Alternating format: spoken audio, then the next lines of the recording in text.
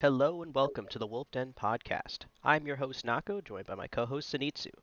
Today we're going to be talking about the early results of some of the BT8 tournaments and our experiences with BT8 pre-releases. Um, I know you've been to a couple pre-releases. I only had the opportunity to go to one, so why don't you start us off? Yeah, so I took the pleasure and time to go to three total pre-releases, mostly for that Gamamon promo and to try to get some cards, so that way I could actually, try to build a deck for the Cartamagica regionals. And because some of the stores actually didn't have extra boxes to sell because there were just too many players. So I'm really glad that I went. Unfortunately, I would have rather just bought the boxes, but you know, you win some, you lose some. And in my case, I ended up doing better than I was hoping for, but a little bit worse than I was anticipating. I ended up winning two of the pre-releases, and I got like ninth place out of 20 in one of them with a X and one record. So I did relatively well. I think in terms of like my total packs that I won, I think I won just shy of an equivalent of a booster box. So my winnings definitely helped me and at least get a lot of the cards that I wanted. And that's all I really wanted to do is just get some cards and have some fun with pre-releases. How was your experience? Well, as I've mentioned before, we don't do pre-releases the traditional way in my stores locally, so it was just a BT7 tournament. I went 0-2 with Diaboromon. Gotcha. Right, because your store does like old format and then you Yeah, win pre-release stuff. Yeah, yeah. yeah, yeah. Because they'd had issues in the past with other card games with people stacking, bringing in overpowered cards, and there technically is like a box or two on the line if you win, and technically, oh, I just happened to pull six Chimeramon, haha. Like they didn't want any of that shit, so they just don't do that. It's just a standard, it's just a constructed of the previous set, and you win BT8 packs or whatever the new set is. Gotcha. Yeah, so I guess I'm the only one here that has a real sealed experience. Hmm. And it's a good thing I have a whole bunch of it. Uh so my takeaway from the sealed experience, I kind of made a whole little video about it. This format, sealed wise, was really fun. There was a lot that you can do. The rules change definitely help. So if you're unfamiliar with the rules changes, basically you if you don't have any eggs, you could basically just raise a rookie for free, and you don't get the draw for evolution, but the fact that you get to hide a rookie for free is still really, really nice. In case you want to climb or just hide it, just to hide it, and then just throw it out when you're ready. It's pretty good. And then the rainbow evolution was take it or leave it for the um, two DNAs that it actually impacted. But like what I noticed this set in particular was doing compared to a lot of the other sets, it was rewarding you for control. Like I played control all 3 days and I did very well all 3 days uh, for each of my separate pools because I was working with a different set of cards. So I just learned, hey, my opponent builds up their stack, I tear it down, and then I start winning from there is just good. So that's basically what I did on rinse and repeat. And the set rewarded me with lots of control tools to do it. So I didn't see a reason why not to. What were your ratios? Like, since I've literally never played sealed, um, is it just a smaller deck with thinner ratios? Yeah, so usually I ran two tamers, about 12 to 14 rookies, around 9 to 11 level 4s, 7 level 5s, and then four, yeah, four level 6s, and then maybe like four options, and that was kind of it. Hmm. All my options were removal tools. I learned boosts or bait, just because like I can't reasonably want to use these. Yellow options in particular were highly valuable just because the fact that you have Kari as an uncommon tamer. So I had a high chance of being able to use my yellow options a lot. On top of the fact that two color Digimon really favored yellow and blue. So any option that was like yellow, blue, or red you were already a leg up. Just because those were the primary colors that all of the two colors really wanted to lean and dip into. So that just happened to be really, really good. What would you say was your MVP card over the three tournaments you played in? Ultimate Brachydiomon, or Ultimate Brachiomon. Sorry, I don't know why I call him Brachiodio. Hmm. Ultimate Brachiomon. He is a red black, so he's already fitting in that red color scheme. He's two colors, 13k, and he's also an X antibody. Hmm. So not only can I make him a blocker with Ginryu, I could also make him a blocker with Greymon. On top of the fact that I could still use other X antibody synergies with him, and because he's in red, he allows me to use my red cards easier, like Fire Rocket to, swing with Security Attack Plus for one, with a 13k beater that could potentially be stronger depending on stack. So like that was easily the MVP card. Next to Fire Rocket, ironically, that was the only boost option I ran just because of how many two color Digimons in the armors. It was just an easy free, like, hey, here's two damage. You can't do anything about that? Okay. Do you have any blockers? No, because you didn't build up a good stack? Okay. Like those two cards were easily the MVPs. Yeah, so I don't really have much to add in the pre-release territory, other than talking to people and like what they were planning on building. Yeah, like I had different, like I stated, I had different pools each time. Like one day I had Magnamon, one day Chimeramon was my only SR, and then the last day I absolutely had the nuts in terms of SRs and secrets. So like I had a good spread of variants, but I always leaned back on Ultimate Brachiomon and just like some very simple effects to stack with him. Yeah, I mean, I guess it seems like a solid strategy given the card pool. Yep. Um, so I guess, But yeah, beyond yeah, that, but like control was definitely a huge thing, and we're definitely seeing that take shape in the actual BT8 meta as of right now with the early results that we have. so um, something I wasn't expecting at all, definitely, but is very welcome is that we now have a full regional, the European regional, at least I don't know if it was played through Limitless, but it's at least was put on Limitless. Its results, I guess, imagine was have to be played through Limitless, um, but it just gives us access to 100% of the data immediately, like everything you would ever want, everyone, who they played, what their lists were, um, and the results are, I guess, not exactly what I would expect them to be. Do you agree with me, Zenitsu? It's half of it is. Let's just say half of it is about what you would expect it to be, and then the other half, I don't want to say it came out of left field. We knew it would be strong, but we didn't know how strong or prevalent it would be, especially the differences between how each of the regions play. So we already know Imperial is good. Shocker. Yeah, A blue deck doing good. blue, green, But Imperial, Jogress. By far the yep, most frequent. So, like before, like the actual win rates and stuff like that, I think it's relevant. So, um, I could do this math myself, I guess, if details? Does it say how many decks were brought? No. we would just look at the players, so we could just go to the pairings and or Oh, not pairings, placings. Um, 104 matches in the first round. No, I'm sorry, 231 matches in the first round.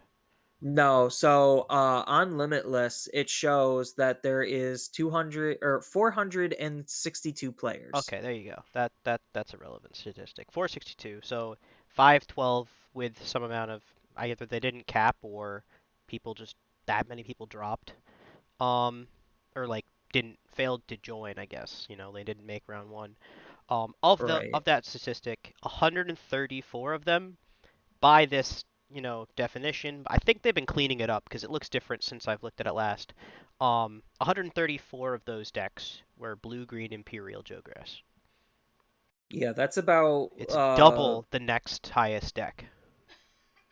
yeah. Like we knew it would have huge representation and its representation would make it go very far regardless who was on it just because of the sheer quantity. And So I kind of expected that, and if anyone's been paying attention to TCG player sales, a lot of people are on that hype train. and the other decks, I mean, so we've mentioned this about Limitless before, but they it does have an auto naming feature based upon sometimes when you add cards to decks. Like I think they fixed it, or yeah, they They're fixed doing better. because but previously they were labeling all of the Mastamon decks security control just because they included Limitless by its metrics included Zwart Defeat as like the face card. So as soon as it saw Zwart Defeat, it labeled it security control. Um, Obviously, I think they've gone through and they've changed that now because I'm seeing way higher representation of Mastamon that are actually just Mastamon decks. They're not security control decks. Yeah, they've done, from what I've been telling or can tell, they've done a bit of work to clean that up. But digging into the actual statistics a little bit, um, Blue Green Imperial, 29% of the meta by this metric.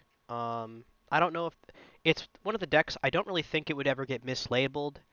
Um, I'm No, looking it's a through. very tried and true deck. There's not really much variance that I've Mhm. seen people do with it, at least as far as like the top tier ones. Um, and with an overall win rate for the deck of 51%, which is not terrible. Not like I mean, for it being 29% of the meta, it winning 51% of the time. Um, and you have to remember it wins 100% of the mirror. So anytime it plays itself, it will always win. Um, but it will always lose too. So um, but yellow purple Mastamon, second most represented deck. Also most likely to be mislabeled, as we saw previously. Um, but I guess the naming conventions, I think they've fixed that a little bit. Um, 14% of the meta, second highest, second most played deck, 65 decks taken, 42% win rate. Um, and really what Zenitsu and I were talking about, we found is that this deck has kind of replaced Yellow Hybrid, kind of, and like in practice, not necessarily in deck construction, but the way it plays and the way it loses to time and itself. Yeah, like out of all of the decks, God fuck, out of all of the decks, it definitely has the most amount of draws. Um, Yeah, it has more draws than Blue Green Imperial with way fewer games played. 49 draws out of um yeah, 49 draws total. Um which I guess I didn't really go back and check if how bad Yellow Hybrid was at its peak, but I think it's definitely the deck where if it's playing itself, you're more likely to tie than anything else, just like Security Control, just like Yellow Hybrid was last format. yeah, it is just as slow as what Yellow Hybrids was last format, I would think, because like it's playing differently, but it's still playing slow. It's strong, but it's still slow. Like that's the whole problem is like there's no, because of where it's joggersing and when it's joggersing, it is just a slow. I can't dodge the word slow. It's just slow. I mean, one of its premier cards, one of its premier plays, at least setup wise, is to just hard slam Magna Angemon.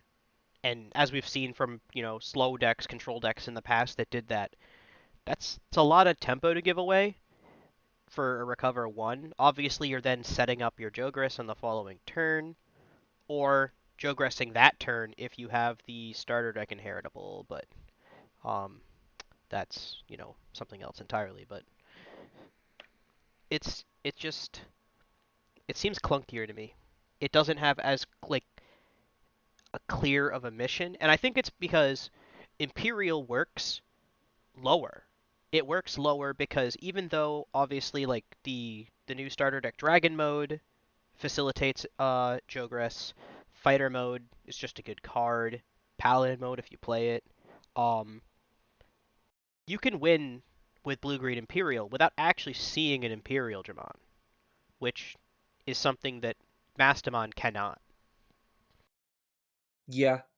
Just that low to the ground aggro style leans heavier into its favor, on top of the fact that it does still play an armor Digimon, in the form of Ragermon slash Lydramon, I guess, if they want to go with that name. Um, Yeah, they I'm just still gonna use. call it Ragermon forever, but regardless. I don't remember what the anime called him. The anime called him Raidramon in English dub. The Japanese name, it is correctly Lydramon because it's a pun off of Lightning Dragon. Hmm. So Hooray for puns. yeah, you just But yeah, and like you then just do the same thing, but one stage lower. And because of that, you're just moving exponentially faster, on top of the fact that you're playing around with jamming and a whole bunch of free synergies. And I think the deck is also just more consistent as a whole because you have a butt ton of draw from blue, you have a butt ton of searching from two new VMons, um, and yeah, you have Davis to help search even more. If you're feeling frisky, blue memory boost. Like you just have lots of filtering and searching tools to make very consistent and very aggressive plays. I think it is Lightramon. According to DigimonCard.dev English, like the official English translation. They are calling it Lydramon on the card. I will never call it that, or Oh, I will try not to call it that. that's fair. I wasn't sure which it was, but yeah. So like Blue Green Imperial being the best deck isn't necessarily surprising. Um, Everyone knew it was good, especially if anyone has seen just walking through like a TikTok or a YouTube short of what Blue Green Imperial can do with so few pieces. Um, like the Pyldramon double swing turns. Um, and like the theoretical output of that, like technically if you have an XV and you raise a Stingmon, you can you would never really want to swing with Stingmon, but you technically could. Well, I Um, mean, if you're hard playing the Stingmon to Jogress well, to do the yeah, free thing, then it can't swing anyway. But the fact that you have a jammer that could yeah, swing safely to basically get a free hit, then go into another Digimon that then has jamming for two more free hits as early as potentially turn two is hmm insane. So yeah, Pyldramon's kind of the real king of the deck, and I think that's something that Blue is, I guess, borrowing from like it's one of Blue's mainstays now is that you're not necessarily so much afraid of the level six in a Blue deck as you are its fives and fours. It just does more with less. And I mean, Right. like, I know we're not talking about it right now, but Armor Rush is literally that deck. It has a level six in a level four body. Um, but Imperial just has the ability to go wide, to be very aggressive, very fast, and not give, especially decks like Mastamon, the time of day, basically. Yep. I would agree with that. So third on this list, not to be mislabeled either, I guess. We'll get to that in a little bit, but Black X Antibody currently represented third. 42 decks were brought, 9% of the meta, 40% win rate. Uh, just kind of abysmal in my mind. 40% is what you'd expect of like bad decks. I mean, in its defense, after playing around with it a little bit, it still has some problems. It has some kinks that it's trying to work through. Like it's a very strong deck when it goes off, but like you need too many things to line up correctly in order to actually, go off. So like most of the time you're going to end up going into Oryuban for safety and then you're missing out on damage with Alphamon and then if your stacks are bad then like you're going to have to try to dig deeper into the deck to hope to see the cards to try to fix your stack. Because once your initial stack is like gone due to whatever reason, like you are bones. There is no ifs, ands, or buts about it. You're just going to have a hard time coming back. And especially since you have more cards invested into said stack. And that's why people are relying so heavily on Oriumon to try to prevent it from being deleted. And then they're running cards like Breath of the Gods to prevent its DP from being reduced, bounce back to hand. Like it has the tools to compete. It just doesn't have whatever oomph it's missing to actually go the distance. It comes close, but it doesn't quite get there. Um, It's interesting. So the out of the two black X antibody players that top 32'd, one was 17th, one was 24. So neither of them broke the top 16, but they both had like fairly differing lists. Um, with the top, what the hell was that? 24 with the top 24 player um running basically the template list I've kind of seen floating around: three Oryu, three Doru Goro, two Alpha, four copies of Breath of the Gods, 3-4 split on the Tamers. Like it's exactly the list I think I have sitting waiting for me, except actually this is a budget list too, I'd say, only because he's running three copies of Toyagu over Sunarizaman promo, because I imagine this player couldn't get access to them or didn't have them. Um, which is fair. yeah, I mean it's not clearly not necessary because this is the second best player that performed at the tournament and they didn't bring it. The more important thing I think is that the player that did the best in the event, with like I guess anybody, 17th place, Dr. Zayas, um, basically is running the BT9 version of the deck minus the BT9 pieces. They're only running alphas and Oryus, no Dorogoras.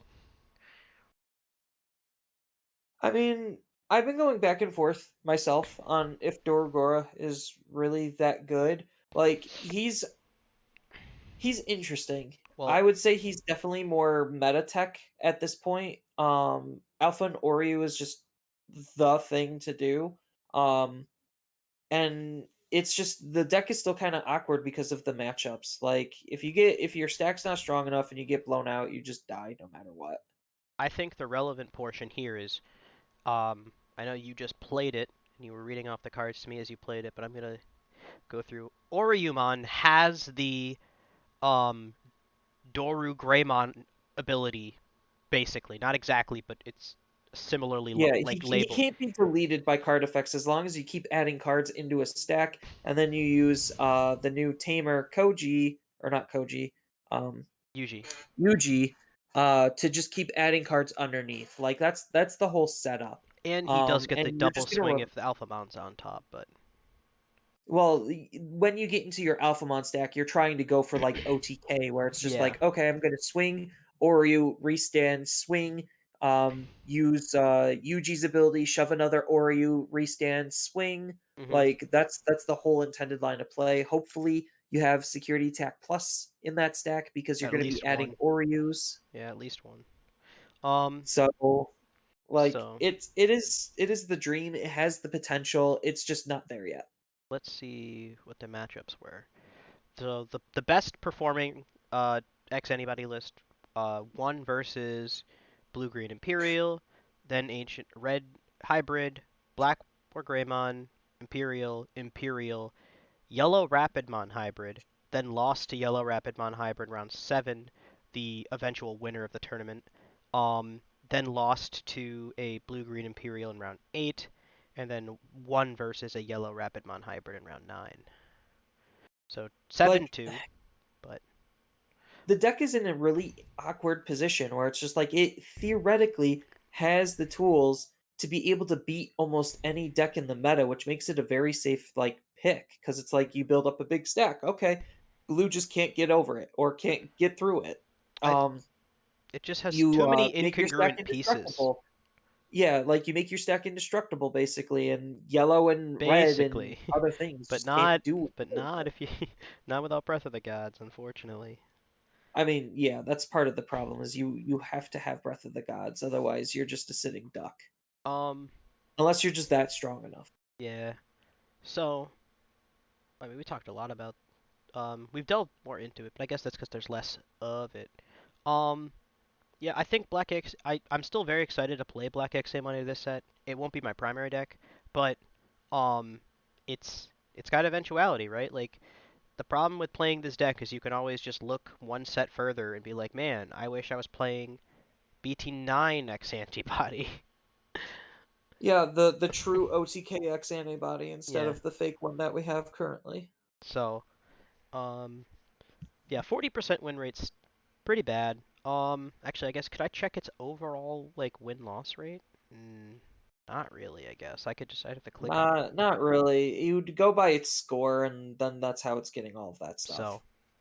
no, I didn't know if that was like a tab to see like which, but it's by person, so I'm not gonna go bother with that. So, I know we've been talking about the naming conventions because now the next deck on the list is technically two spots. They're not exactly the same deck, so I don't necessarily disagree with Limitless here, but Yellow Hybrid, both the traditional slash improved yellow purple hybrid that we know, like it's always was yellow purple, even though we always called it yellow because if you weren't running purple eggs and a purple base, you were wrong. But now you're not necessarily wrong because of my favorite card in the format now, Gold Rapidmon. That card is so disgusting. I That love card it. is so good. I love Like it. it's I honestly because like looking at I don't want to say looking at the list, but like acknowledging the difference between the purple low end and what yellow purple is doing versus just the straight up raw yellow and then Rapidmon inclusion. Like the decks aren't night and day, but there are significant differences that I personally think make the Rapidmon version stronger. So the big difference is Rapidmon himself is just a stupidly good card. Um, him alone paired up with like a Cody, and just any memory fixer can beat over virtually any 12k body in the game Hmm. as a level 4. Yep. That's ridiculous. That's insane levels of control. And then on top of that, the fact that you just already like he's a mini Shine Greymon. So it's like you basically have the same effect as Shine Greymon, almost not exactly quite the same. But you have Um it just constantly you hip have it pocket. sooner. Well, Yeah, you have constantly. it sooner out of pocket Hmm. and it's easier to use. Yeah, I could just sit there with like a Patamon or a Salamon in raising, just begging you. You can't go wide. And not even that. It's not even that you can't go wide. You can't even go that tall unless you're Alphamon and you go like super tall, or not, or X anybody, just and you go really tall with like Doragoramon.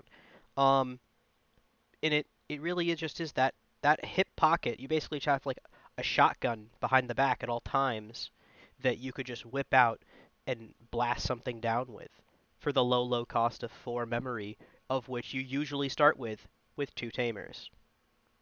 Yeah, the other big inclusion to both versions of Yellow Hybrid is going to be Fall Down Mode.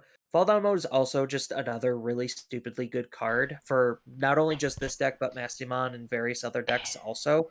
That card's just so good. In Yellow Hybrids, you just care about the recovery. It's just another blanket recovery, no conditions or requirements attached, outside of Digivolving on top of a yellow, which you are a yellow deck. Um, so it's just a super easy card to use. You don't care if it dies because it's on delete ability, just lets you res a body for more pressure. Like the deck definitely with Rapidmon and Ophanimon took a more active approach where before the deck was way more passive. So just that slight shift on reallocating your resources to being more active and aggressive while still having all of those control elements that was baked into it beforehand, just make it way better than what it did last format. So this is not necessarily off topic, but I'm just combing through the data here while we're talking. The 16th place, so one above the best X antibody player, was a yellow purple hybrid player running 0 new cards. Not true, actually, 2 copies of Chaos Degradation, 0 BT8 cards. So I just mean, Chaos Aggregation's starter deck another 10, really stupid good card. but so this is a yeah, just yellow purple hybrid running the list everyone knows, except now, why are they running 3 Takumi Aiba? That's that's a For weird. extra draw. I guess, but um, And to stop rookies from attacking, so it's to try to deal with Imperial. I guess. Um, but yeah, it's just BT7 Yellow Hybrid, the deck that kind of was lukewarm at best, that got 16th place in this event with the addition of 2 new cards. Um, actually, Okay, I thought I saw something else, but it was just Jet Now Silky. they should be running fall down mode. They aren't. This one isn't. That's what Oh, I'm saying. oh. It tops out I at mean, one Dynasmon, one Serafi, and one Shine Greymon, and then two Susano. It runs 0 copies of BT08 cards. It doesn't run any Cody. outside of, well, okay, so Cody isn't necessarily as needed in the yellow purple version because you're not relying on No, Rapidmon, which is a really good early game two color card, and then you don't need fall down mode. I don't know why you wouldn't run fall down mode in the yellow purple version because like you're already it is literally wanting yellow to play purple. yellow purple options, so might as well run the yellow purple. I don't want to say god card, but like the card that facilitates it easier. So I feel like Fall Down Mode's a fairer card. I mean, it's still really good. I'm not gonna deny that. It's a two-colored card, but the two-color portion of it doesn't really matter because I don't know of any decks that are truly running it in a two-color fashion and getting both of its benefits. Um, Outside of Mastimon, that's the only one. yeah, but I guess so. But in It's Mastamon, not it even the doesn't core feel of a Mastimon. unfair because it's Yeah. Mastamon. But just the idea that um, you can recover one agnostic, but Serafimon did that. But it's so Aphanimon's a little bigger, and but it costs one more. I feel like that's fair enough.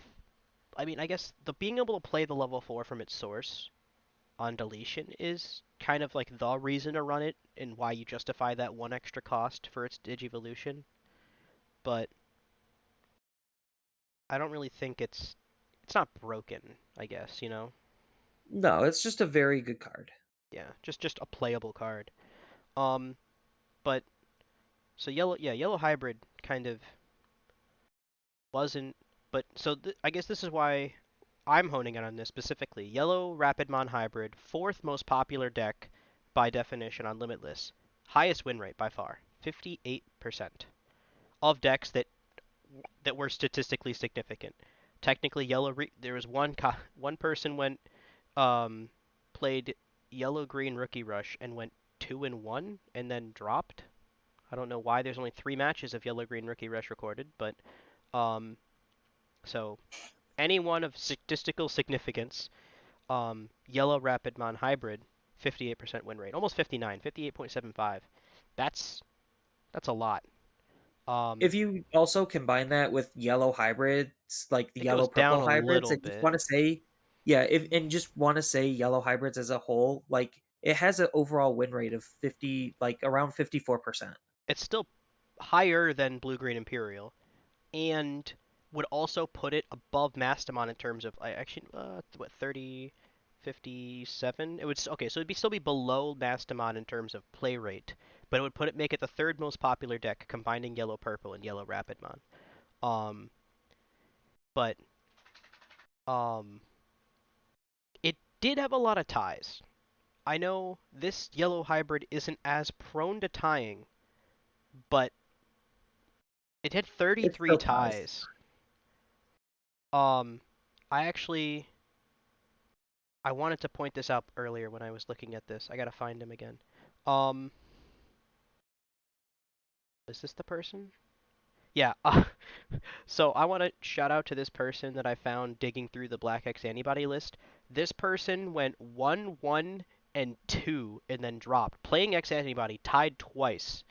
Lost to Armor Rush round 1, tied a green Shivamon, then tied a blue hybrid and then lost. Like that's a sad tournament. I feel bad for that person. They just played a bunch of weird decks and like tied or lost to all of them.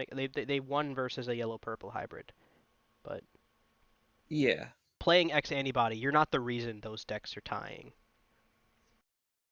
No, you're obviously not. Like Chivamon is like what, the 10th most popular deck on here outside of Shiva is below red hybrid or tied with red hybrid. I'm sorry. Actually, that's not true because this limitless splits red hybrid and ancient red hybrid apart, so it is technically below red hybrid. I still think ancient in this format is better. Like if yellow hybrid is doing good, I still think like ancient variant is just better, especially with all of the recover and new recover tools that they have. Like they could easily get to like 9 security without even breaking a sweat, and you just need a way to break it all. And there's no better deck right now to do that than Red Hybrid. It's just Red Hybrid, the tamer quality went up a little bit. You do have Yo Lee, which helps. Even though you're not using the two color part, you don't care. She's just a 3 cost tamer that says gain a memory, um, for all intents and purposes. Then you also have Hero, which is another really playable tamer. If you don't have access to Tai, he's also really good. Just at boosting DP generically. But I think like I think red Yolei's hybrids, huge. Like as we yeah, talked about last time, Red Hybrid's problem was that it had shit tamers, and there's two yeah, new so good just the tamers. introduction of Yo Lee is huge. Cause like Yo Lee is almost the card that they were waiting for, not exactly. But it's a really good step in the right direction. And I think like if yellow is still going to be this huge threat, red hybrids literally hard counters it. Like it's still passive enough to like sit around and dirtle. And that just gives you enough time to basically come out of raising, make your big power play, set up your tamer to make a secondary big power play, and just win the game from there. hmm Though, so the nature of the format, I guess, no, it hasn't. I was gonna say because Red Hybrid still runs the options don't activate in security, and Yeah, you're still playing that all the time. you're gonna be big enough to where even swinging into Susanamon isn't gonna kill you. No, So like I wouldn't even worry you about can, Susano. yeah, you just You're just swing. huge. But um, yeah, I guess yellow hybrid has surprised me because I'm pretty sure I haven't gone back and listened to anything, but I was literally on the record as of like a couple of weeks ago saying like, why the hell would anyone play yellow? Like yellow hybrid was the number one deck of BT8 in Japan, but they had MDF Susano, and Yeah, so I was just not. I didn't really see it. I didn't see Rapidmon as being as impactful as it is. But it's not just Rapidmon, I guess, so I give myself a little bit of credit. The deck has kind of changed faces without really people noticing it super much. I mean, I guess we'll see it more so. Yellow Hybrid was security control by another name last format. It wasn't a control deck, it was a stall deck. And it's not fun to play. It's not fun to play against. Obviously, enough people were playing it that they thought it was fun because maybe they like enjoy winning, but I don't like decks that it felt like it wasn't that skill expressive because all you did was shove things into your security and then wait for your opponent to lose to themselves. yeah. I mean, there's still part of that, but like I said before, You it's a have lot more agency active now. now. Like, well, I guess you have more comeback tools, you have more tools by which to activate, but um it's mostly just like the safer nature of security now. Like you're not going to give a blue imperial necessarily like the actual like one tool they need to win the game. You can give them like you can give everyone tamers, but you're not playing a deck full of tamers so that you're not giving them an extra swing next turn because you're giving them that tamer necessarily. Obviously, they still play Davis and Ken, but like they usually have one anyway. So Yeah, but as far as the next most popular deck, it's Armor Rush. It's basically just a weaker version of Imperial. It's just trying to rely on the Jagras ability to try to close out games, and then the armor release ability to just have extra stickiness and resilience. Only problem is it still dies to yellow because yellow's recovery is stupid. Just oh, Rapidmon your counters the armor whole release deck. breaks. Yeah, your armor release breaks, and then your Digimon still gets deleted because the minus DP debuff goes on to the next Yeah, it Digimon. So it's like persists. whatever. Yeah, the highest placing armor rush was 44th at 6 and 3. And I think his deck was weird though. Like, it's blue yellow. yeah, so like I get the recovery aspect, but I think just sticking to something more traditional probably would have been a little bit better. Um But This deck is regardless, exactly like traditional, like in the what's this? The 51st place, also 6 and 3. Um, just running a bunch of Emons, 4 Flame Dramon, 4 Magnamon, 4 Light Dramon, 2 Lobo, um, 3 Armor Texture, 4 Hammer Spark, 4 Fire Rocket, 2 Megadeth. Like, Fire Rocket's a good card.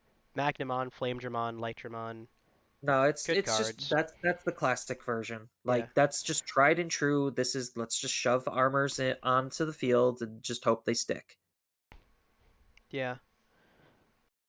It it is really unfortunate of the way that Armor Purge works with DP minus because it hard counters other some effects and then is completely irrelevant with other effects. And with just I only see the prevalence of yellow hybrid going up. I only see Rapidmon hybrid going up. Yeah, because like Schwartz Lizard is doing absolutely nothing against it, which is making the yellow purple variant way worse than just running Rapidmon to just straight up say you're dead, you're dead, you're dead, um, and have a good game. I mean, my biggest thing was that I was a little afraid of my ratios when I was trying to build a yellow purple hybrid initially, at least just to have. It wasn't going to be my primary deck, but um, and trying to worry about, oh, I need to have a purple Kari down to make sure I can cast my Chaos Degradations and my Flaming Hell Scythes. And with the pure yellow variant, you just don't really need those cards. Like, the deck's completely fine without them. If you're really that frisky for field clear, you could just try Purge Shine. It's not great, but something. Well, it's Rapidmon. You don't need options I mean, for it. You yeah. just have Rapidmon. I mean, Um, yeah. and so, But I don't think Armor Rush is like in a super great spot because of the overemergence of yellow hybrids. I think like if yellow hybrids was not as strong as it was and it was Mastimon instead, I mhm, think Armor Rush would be way better in terms of its standing. mm, But because of how strong Rapidmon is for yellow hybrids, that definitely is suppressing the deck because it could go wide and then Rapidmon says hi. But it's yikes. still a good deck against, like, various other decks, don't get me wrong. Like, Oh, it's an aggro deck through and through. mm. Yeah, I think Armor Rush may need some tweaking. I think like the list that everyone has in their mind right now isn't necessarily the correct answer. Um, I know you were talking about just like throwing in like Paildramon and some Stingmon, making it more of like just a swing more deck, not necessarily exclusively sticking to the armor theme. Like, in my perspective, because all of your level 4s are basically 2 colors, you just play whatever Jagras you feel like you want and just throw in whatever card that helps you play said Jagras. Like, that's my interpretation of it. Um Like, the sticky bodies help to be able to have bodies to stay to Jagras with. Hmm. Like, that's just how I see the deck personally. Um, I could be very easily wrong, but it is what it is. um, The more surprising thing is the fact that Blue Hybrids did well. yeah, Like, Blue Hybrids is still strong. Blue Hybrids is a Uh fine deck. Yeah. The list in here kind of went two steps backwards on utilizing, I don't really call it steps backwards. It's just teching in the Gabu Bond package, which is what Japan did. So it's just using the Pond package for more damage Hmm. because the deck struggled before with damage. And if you're facing off against, let's just say, Black War Greymon or even Mastimon, they could pop your tamers and then you feel bad. So like they just want something a little bit faster to close games. Mm. So that yeah, Blue Hybrids had two top 32s. Um, they had more people do better given the lower people that brought it. 54% win rate overall. It's still Blue Hybrid, and I think the one thing that um a lot of lists I've seen have adapted for is like kind of the removal of Blue Hybrid from the format because Blue Hybrid its meta dominance came from its ability to play the game by different rules. It's it could gain memory when you swung into its security, ending your turn.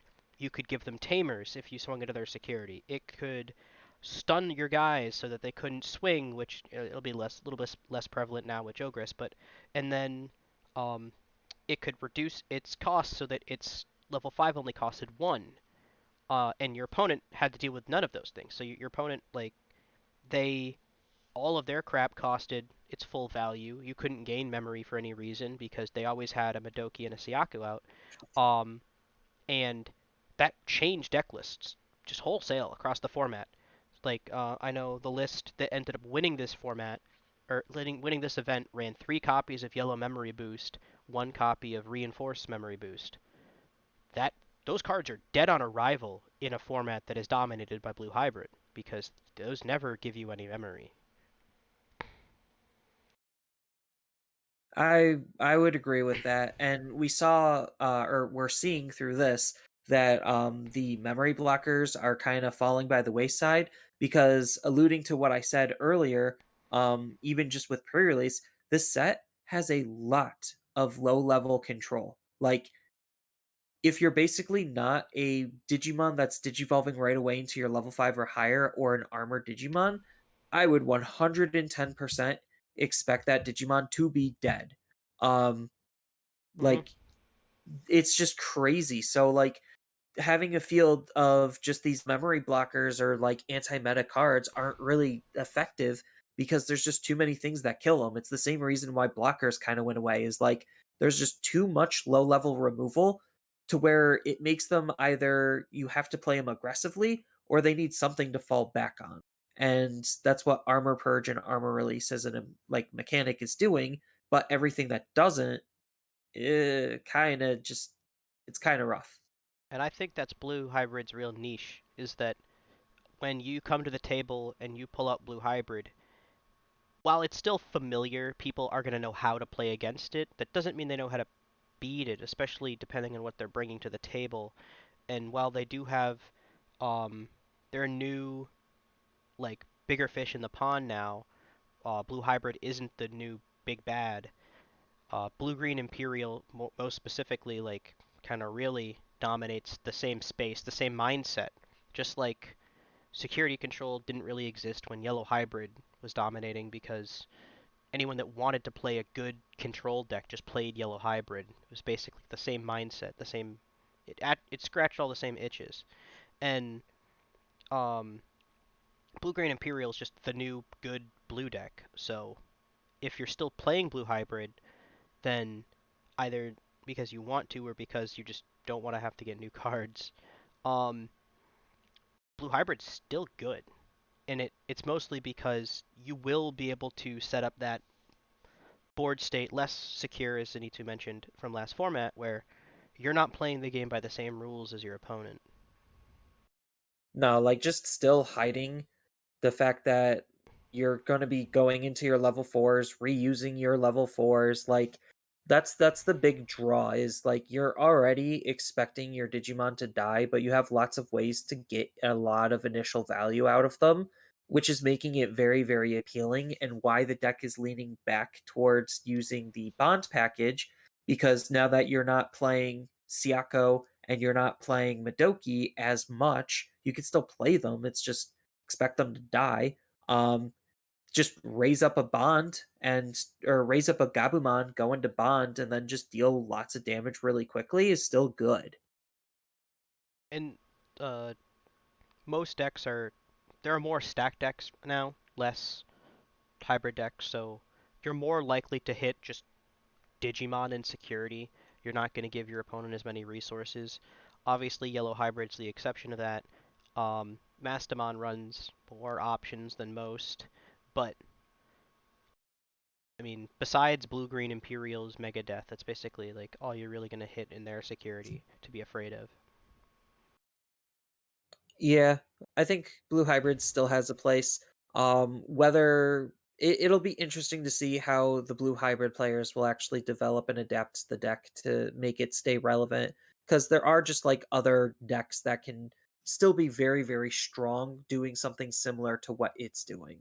Hmm. But I do think a lot of the hybrid decks are still really, really good just because there's only a few, like, handful of cards that can meaningfully interact with tamers, and you're not going to be running green to try to cheese out a Argamon level 5 or Argamon level 6 from BT5 to try to cheese out a win against a hybrid player. Like, there's way more to worry about than that.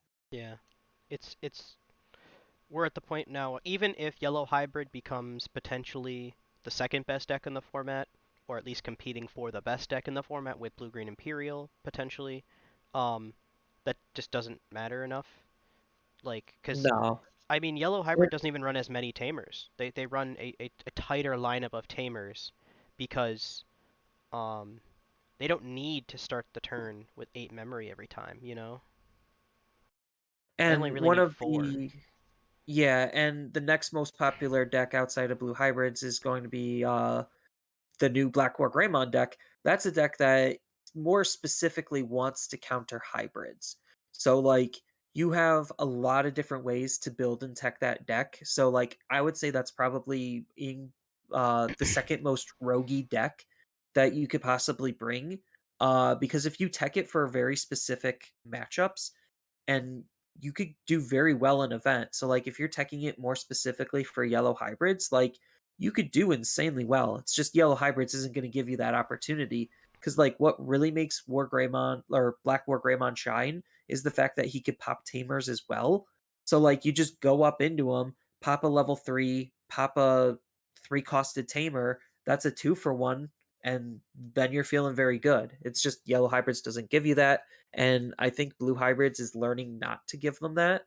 So it's becoming less of a hybrid killer as it initially was supposed to be. But it's still a really good deck because you still have all of the aggro black tools, the aggro red tools, and all of the Greymon synergy cards. Like it's a fun deck. Yeah, but Black War Greymon's one of my favorite decks in theory for this format. I bought 4 copies of the promo Agu a couple, maybe a month and a half ago, well before the price shot up, just for that deck. But um, it's not there yet. I know it gets more pieces in BT9. It it's really running with like half an engine right now. It's like BT7X antibody. It's a cute deck. It's a fun deck, but you don't really just get to feel the full experience of what you want your deck to be doing, because even with like the tribal Greymon synergies that it's working with from BT5 and before, it it doesn't really kind of do anything. Like your biggest turns, like you said, like maybe you can pop a 3 cost rookie and then a tamer, and that's a good 2 for 1. But if they pop your um or like you know they tuck your um Black War Greymon with a Mega Death or something like that, or a Chaos Degradation, you kind of lose. It's a stack deck that can't really protect its stack much. I mean, Breath of the Gods is technically a black card, but um so I That's guess. why I said like yeah, that's why I said it's like probably the most roguiest rogue deck because it has 2 whole colors worth of tech and tools to have access to. But because it's running with like half of its parts and pieces, you have to kind of make up the other difference with just raw teching it to try to beat a very specific deck. And I think like in this event, they just built a generic Black War Greymon deck thinking it can do well, and it just struggled. I think like maybe when the meta develops, Black War Greymon decks could do a little bit better because then it has more of a clear cut idea on what it should be teching against. So Mm, like right now, it should be teching against Blue not green necessarily Imperial. Mastimon, but Imperial and Yellow Yellow hybrid. hybrids. I think Yellow hybrids more. I think Blue Imperial, you're just gonna have to take that L. There's not really a whole lot you can do outside of like Breath of the Gods, like you said. But if you tech it to beat more yellow hybrids, I think you might have a better shot. Um, I think the best case, like, for Black War Greymon, first of all, it actually had a worse win rate than Black X Antibody. Um, By a 33% lot. win rate over the course of the event. Basically everyone that brought it did awful. The best player placed 100th, um, 5 and Five 4, and four. and I think this lineup is fairly telling. This person played through the whole event, played a yellow-purple hybrid round 1, won. Lost to yellow rapid bond hybrid. Won versus armor rush and then yellow-purple masty. Lost versus yellow-purple hybrid. Won versus yellow-purple masty. Lost versus yellow hybrid and then green Shiva, and then won versus uh, Three Musketeers. This person didn't play a single Imperial Dramon, and they still only placed 100. They played against every deck they want to beat, and they still only won half of them. Yeah, I like they tried from their list, they tried to tech to beat stuff like that, like a delicate plan to stop security options, but like I think the big problem just came from it just couldn't effectively do what it wanted to do. I don't know if that was just player skill or deck or like whatever, but it was not able to do what it was supposed to do. So just link from link, the person that uh played Three Musketeers, uh this person went 3-3-3, and they tied to three yellow purple masties. Oh, just as an important thing to note, Greymon.deck is also being considered as Black War Greymon. So it actually has a little bit more representation, but its win rate is still just as bad. Where's Greymon? Oh, is there? Yeah, Greymon.deck is a little bit further down.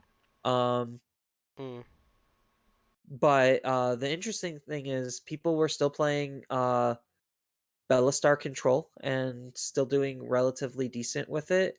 Um, which is good. I knew the deck would be pretty decent, and it just needs specific players to like really take it and go the distance. so The best person, he went 6-2-1, and his deck was pretty all right. pretty standard He was playing blue it, package, relevant. yeah, standard blue package stuff. He was using Ogremon to be a little bit more aggressive, which I 100% agree with. Because you don't you ignore level fives completely, and you just use your level six over and over and over again. So like, I don't hate his deck. I think I think it could still do very well. It just seems a little bit more matchup heavy.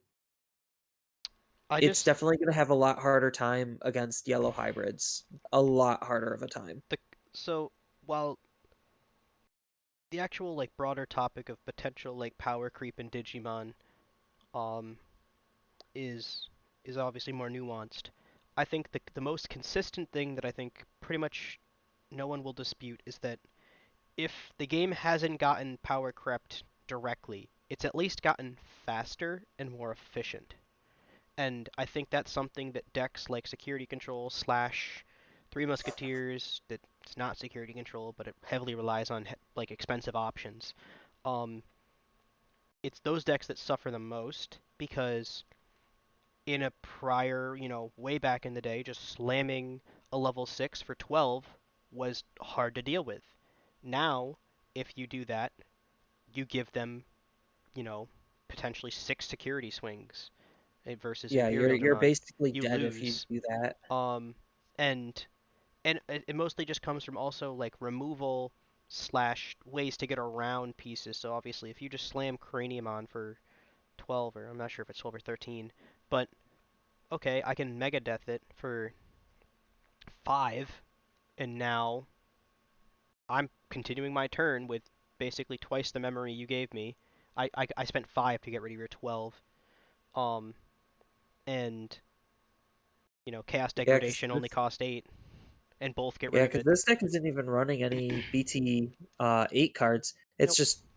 It's just sheer classic. Yep. And the fact that it was able to take what 37th place Mhm. is still pretty decent. Yeah, there's definitely a place for it. It just obviously these are the decks that are most hurt. Um, I don't really see Yeah. anything else on this list that's worth mentioning at all. There's now we're getting into like onesies and twosies. Purple Yeah, Cherubi, Shivamon's the only other one, and it yeah, has a decent record, but like, it's not statistically significant. It's 6 people played it. yeah. So looking at this, um, oh, you can click on it. You can. Oh, you can do that. Wait Yeah, one you sec. could click on the name and Well, if you then click on the win percentage, it tells you what they beat. So, um, Yellow Rapidmon Hybrid beat Blue Green Imperial 60% of the time this tournament. If you, that's a pretty significant that's pretty significant. result. So Yeah. like it seemed like it struggled against itself, obviously. Yep. Um it struggled against Black War Cherubimon. Greymon, second lowest win rate. That counts. Yeah, because some of these are like kind of weird. Um it struggled with Bellistar control. Interesting. I think it's just because maybe it could reuse Nailbone to just It's also low have sample damage. size. Yeah. So, like, you say struggled with 62% win rate. That's not struggling. It only struggled with 2 decks total, and it had a 50%. It broke even with Cherubi, Loop, and Red Hybrid. The only thing that it had a negative win rate versus is itself and Red Blackwire Greymon, and the one of Malomyotismon it lost to. But that's also that matchup was table like 200 something. That's not really statistically significant. Um, but going back to Shivamon, Shivamon obviously was very minimally played. Only 6 people brought it, but it had a 53% win rate, which is higher. Um, It's higher than what we would it's have higher than some of the expected in lower this type of decks. environment. Um, 2 players placed top 128, one of them being top 64 even. Um, Yeah, 62 and 68 were the best performing players on it. So like if you know the deck and you know your matchups, you could still do fairly well with it. and I think there's a like it's one of the decks that is at least more in line with what I would consider to be one of my uh, the kinds of decks that I like more because um, it isn't tribal. There's nothing tribal about Green Shivamon. Obviously, there's some synergies involved, but you don't have to really play into them as much.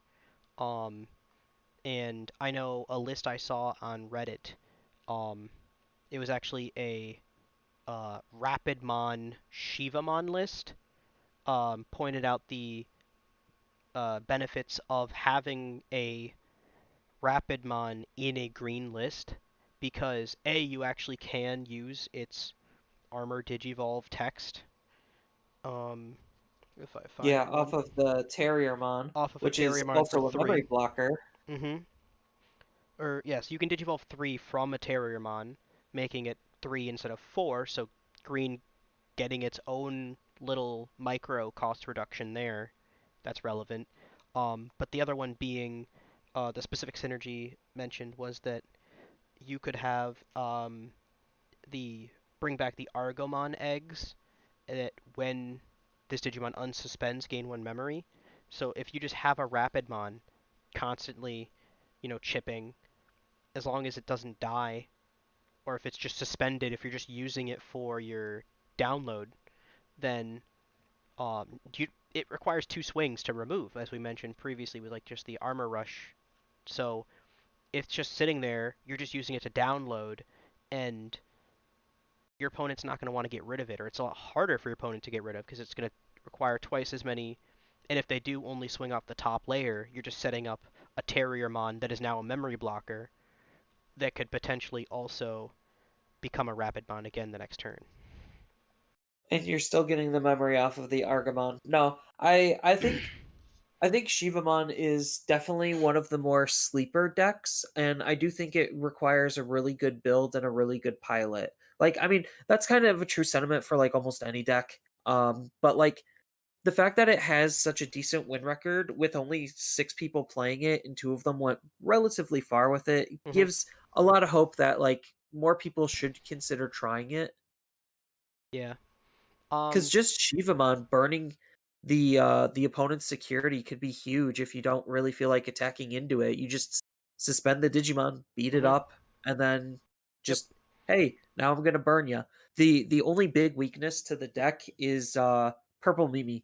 If you see purple Mimi, you cry immediately. Or not Mimi, Kari. Purple Curry. Yeah, because Purple Kari, the interaction between Shivamon and Purple Kari, if you're left without enough memory, she could actually end your turn before you even get a draw card. Yeah, because it's not a choice. You have to trash the security, and then they can tap the Kari to gain the Yep, memory, and then immediately unsuspend it. yep, and then it just force ends your turn. So, I mean, because the all weird you have thing to. about Digimon is like your turn can end at any moment as long as no effects are resolving, the phase is changing, and the memory is on the opponent's side. So whether that's at the start of the turn or after you've attacked, it doesn't matter. I mean, it's fairly easy to get around that. You just need a memory tamer and make sure that they don't have four Karis. I mean, yeah, but it's one of the more interesting interactions that I think people are shying away Shivamon from for whatever reason, just because Truby is also still a deck in the format that's Mm-hmm. doing its own thing. It's seeing as much play as Shivamon, isn't it? Yeah, it's seeing just about as much play as Shivamon, and it's still performing okay. Um, its win rate has gone down. It's only sitting at like 33% win rate, which isn't great, but it still can handle decks like purple hybrids very, very well. Or not purple, yellow hybrids very well. Mm-hmm. Like that's its biggest counter. But because of the nature of hybrids and how much faster the game's gotten because of Jogresses, it is just slower to set up, and it's just because of that slowness is why it's losing. So yeah, just kind of looking at the board here. I mean, Um, but that's all of like the big decks. Like you still have some other stuff in here, like Machine Dramon, Myotismon, Lilith Loop, or Creepy Loop. But like those are the big decks that we were just talking about the most. And we also have results from the uh, we never Oceania. actually. Yeah. I mean, we briefly mentioned. We never went over like what actually like. So the top eight, Yellow Rapid won with a record of 8-0-1. Yeah, so Winning it tied in the finals it to tied. win. Yeah, it tied on the last round to win. Basically winning by opponent's win percentage. Yes. Unfortunate, but with a blue-green Imperial. So Yellow Rapid won blue-green Imperial 2-3-4. 5 was blue hybrid at 8-1. 6-7 also blue-green Imperial. 8 being yellow-purple hybrid. Um, top 16 we get a couple more yellow-purple hybrid A couple more and Imperials. more Imperial and one yellow-purple Masty. And just squeaking out of top 16 was that Black X Yeah, antibody Black we X were talking about antibody. earlier. Yeah, bubbled out 7-2 record, just the same record, just opponent win rate based. So I, Yep. I also so this was 9. It was probably supposed to be 9 rounds, wasn't it?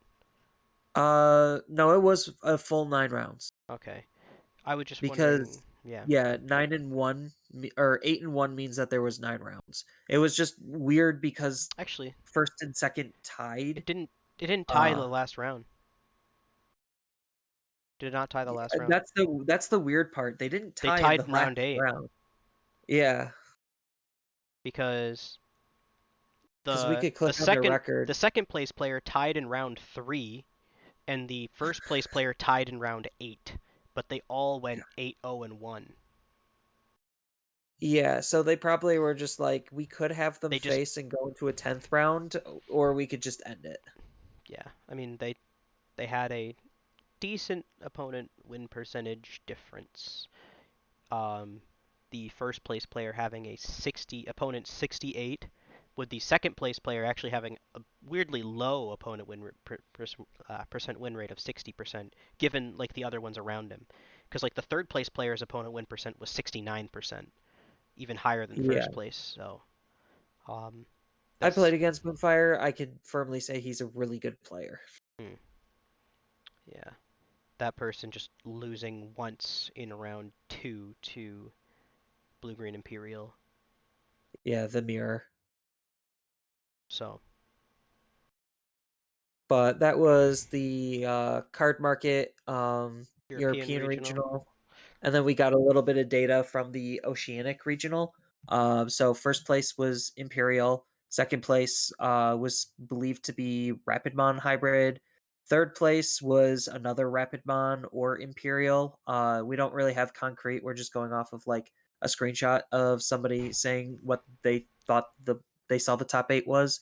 Um, Fourth was Imperial, fifth was Imperial, sixth was Rapid Hybrid, seventh was either Rapid Hybrid or Imperial, and eighth he didn't remember, with him and another X antibody scrubbing out at ninth and 12th place, if you're wondering where an X antibody falls in line with that event.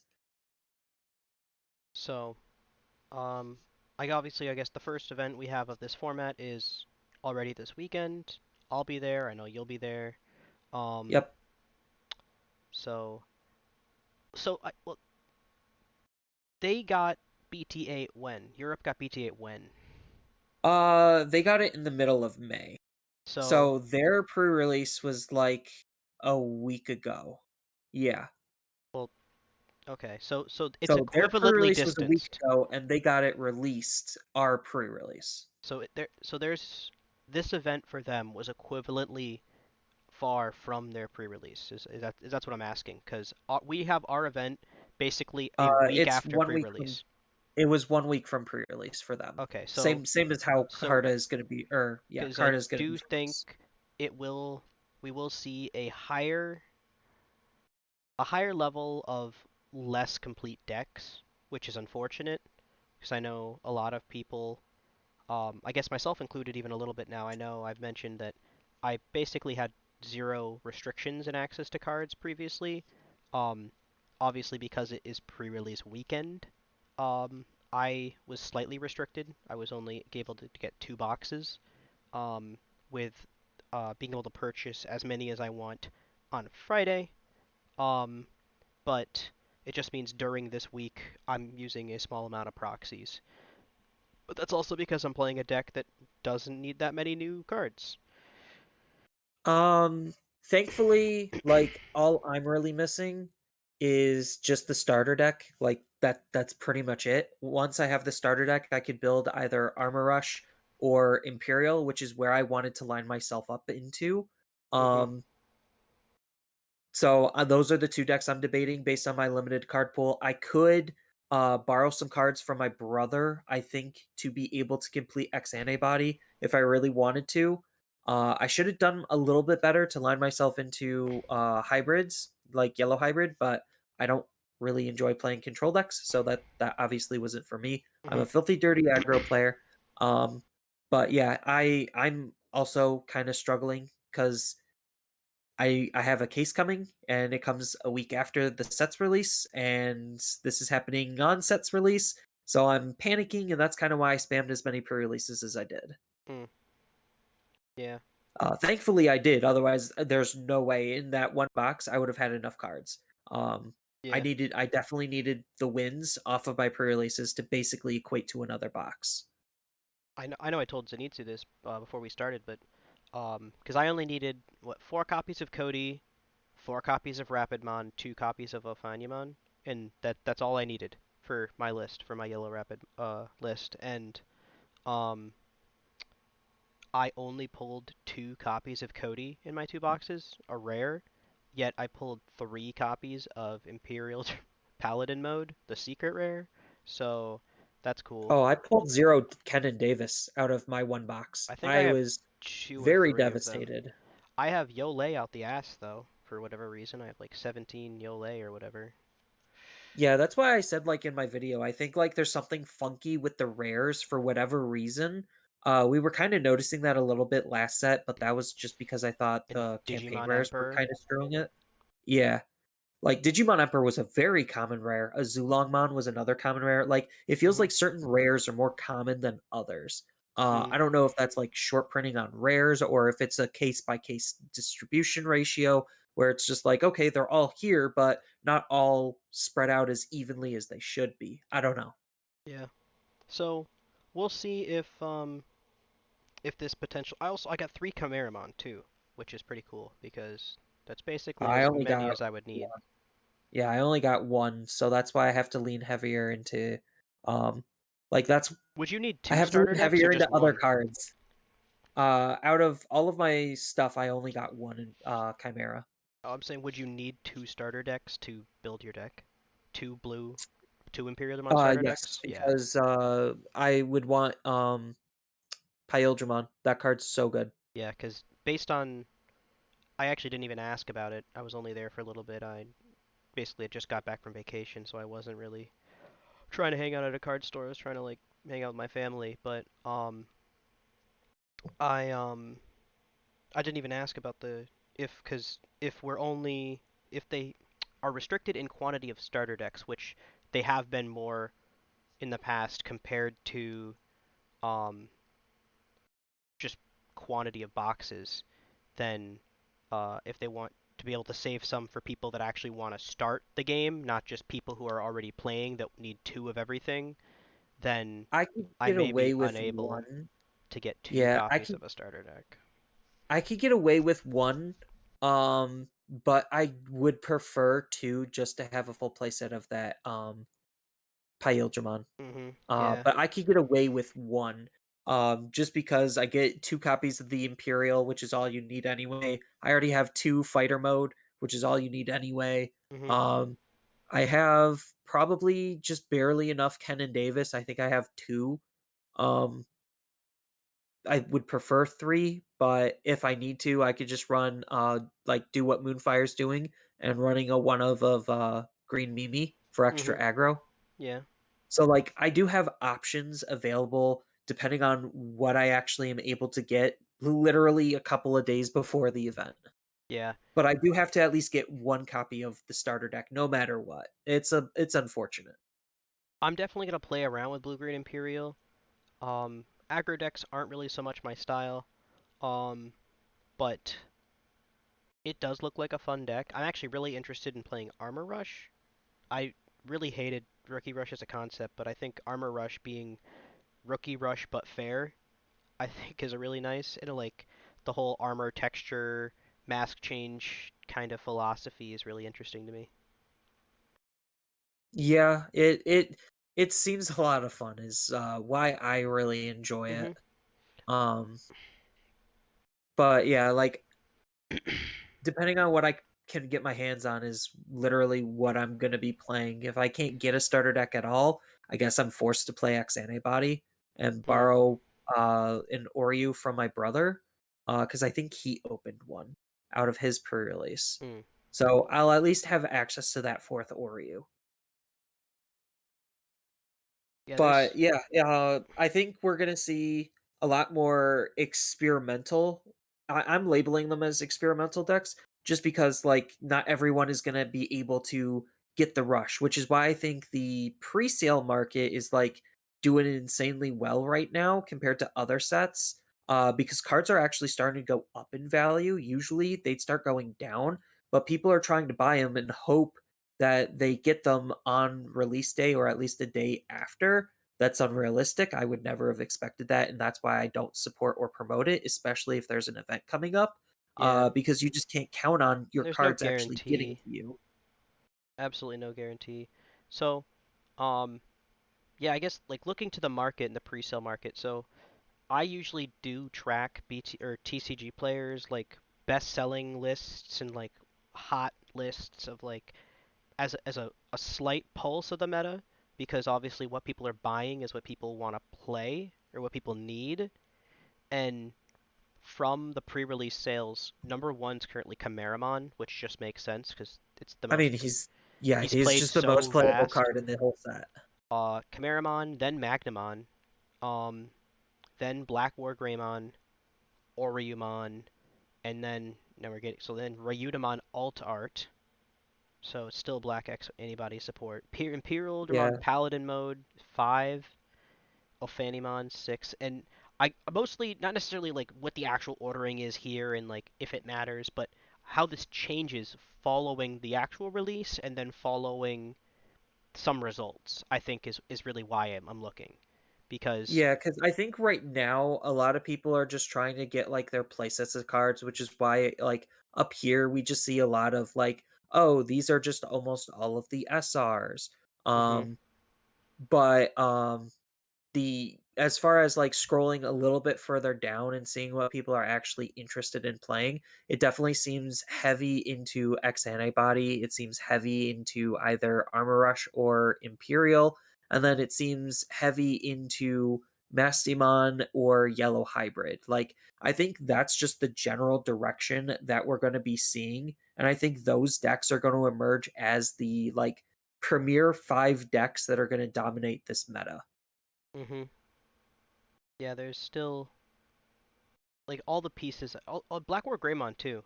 Black War Greymon is weirdly represented, I obviously. think like I said, he's the most roguiest rogue decks because you could tech him to do so many different I think things. he's just a fan Like favorite. Like I love he I is love a the fan favorite card. too. I love the art. I love I love what the deck does. It's such a cool deck to me. Yeah, I think these early results definitely do tell a tale where I think we are going to have like a mirrored version of what happens here where it's going to be a lot of Imperial because it's an easy deck to build because you just get the starter deck and you're basically done. Uh, I'm not even joking. That deck is so complete, and you just get a couple of Emon cards from various other sets, and you're good to go. And then I think outside of that, like people who are playing yellow hybrids, just add in those few extra cards, not really changing the deck a whole lot. Um, and same thing with X antibody, like you just add in the new stuff. Like a lot of these easier to build decks are going to be what is going to be more popular out of the gate. Yeah. Um, I guess with that, that seems like we're good on time. So, do you have any final thoughts before we close it out? Um, Not really. I'm just kind of nervous about just figuring out what the heck I'm actually physically able to play while I wait for my case to come in so I can have access to all my cards. Um, so that's just all I'm really thinking. I do feel like we're headed more towards what we've been seeing before, just supremacy between yellow and blue, and it's just the arms race to see which one's better this time around. Um, it's just now we have a little bit more complicated things with color mixtures in the mix.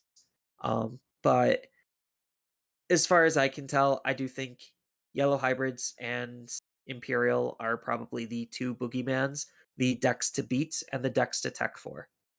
Yeah, I think I'm at least hopeful that we're gonna get more experimentation this format, only because I don't think EX2 changes much. So whatever is good EX2 now, just adds more decks. Like that's really it. It just adds more decks and makes Armor Rush better. yeah. So I just think that because EX2 isn't gonna change the format too much, or at least it's not gonna like completely replace the top tier, um, then people are more willing to experiment because they have more time to. They have, potentially two whole formats. Right. Like I would think that Mastimon would have a higher or better showing, but I think that deck is also just too expensive for the common Joe. And the people who do have it, it all depends on how it's teched.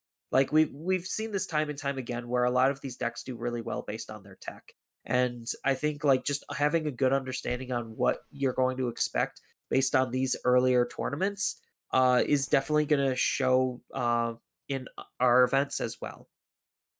And with that, I believe we're gonna close it out. Goodbye. See you again next week. Yep, later.